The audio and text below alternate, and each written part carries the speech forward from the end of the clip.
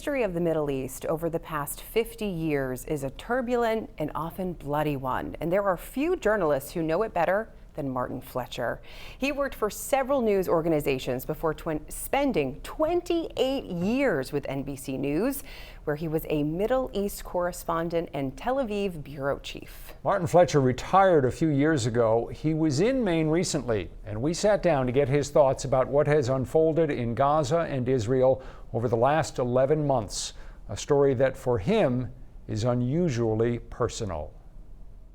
On October 7th, 2023, Hamas and other Palestinian militant groups launched a surprise attack on Israel. They killed about 1,200 people, most of them civilians, and kidnapped more than 250 others. It was a story Martin Fletcher would have been immersed in when he covered the Middle East. Where were you when you heard the news on October 7th? I was actually in Mexico at the time, where I live. And then the news we got pretty quickly was that our family was involved, in that 3 members of my wife's family were murdered on that day, and 8 were kidnapped. So it immediately became a very personal and difficult story for us, as well as all of Israel. You have covered horrible events in the Middle East for decades.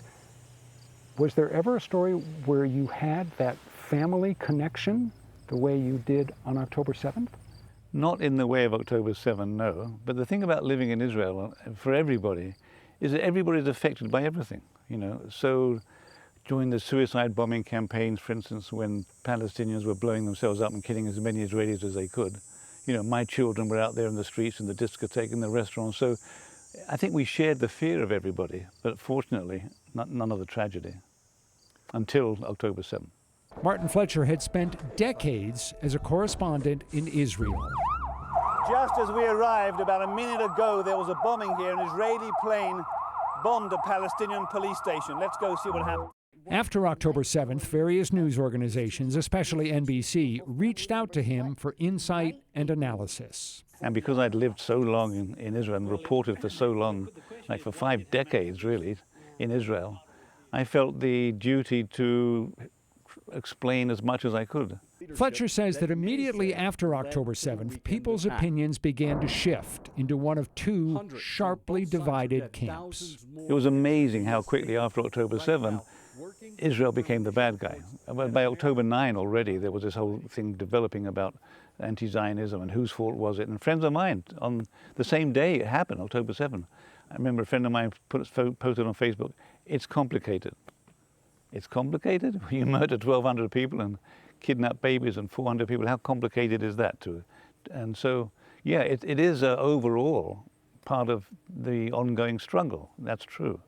But I don't think you can really say it's complicated when 1,200 people are murdered. Fletcher says trying to cover the fighting in Gaza has been tremendously challenging because journalists haven't been allowed to go in to see for themselves what was happening. Pretty much all of the information coming out of Gaza had to be taken with a pinch of salt, because you know, if you're a cameraman in Gaza outside the hospital as the wounded are brought in, you may have noticed that all the pictures you saw were of babies and old people.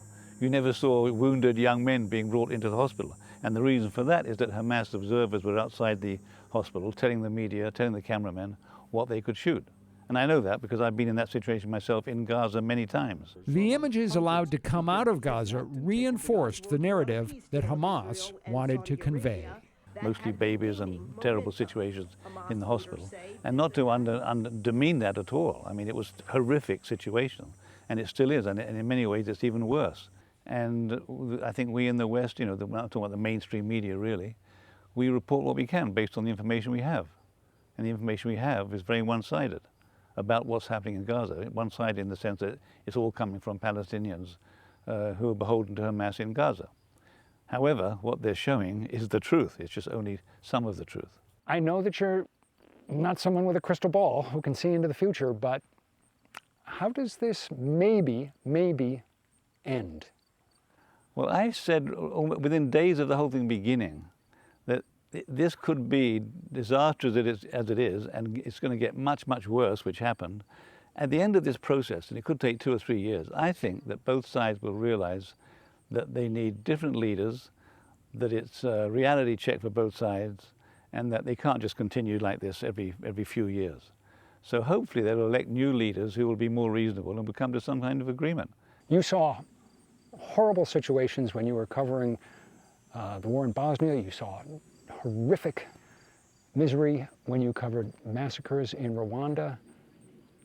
Do you ever just look around at the state of the world and just absolutely shake your head and wonder, what are we doing? I do look around and shake my head, and what I see is the beauty of Maine. And I think, yeah, the world is really messing itself big time, but you come to a place like this, surrounded by flowers and friends and the ocean, and there are plenty of places like this too. So I tend to say, okay, well, this is all bad, it's all terrible, but it's not the only story in the world. And all I can say is keep Maine peaceful. One of the things that's refreshing about Martin Fletcher is, despite the immense human suffering that he has seen over his career, is he can find a bright spot, and he does not give in to despair. He does not do that. I noticed, and even when you see him reporting, he just stays so present. And it's like, okay, I've got a job to do. I've got to go get information, give it to people. And I can't imagine getting the news that family members had been impacted by this. All right, so we have an update on that. As Martin Fletcher mentioned, 3 of his wife's relatives were murdered when Hamas attacked Israel on October 7th. 8 of her relatives were kidnapped. 7 of them have been released. 1 is still being held. Martin Fletcher was in Maine to participate in a panel discussion sponsored by the group Freeport Speech. You can find out more about that nonprofit organization and its upcoming events by heading to the 207 section of our app or our website. Really, really powerful conversation, Rob.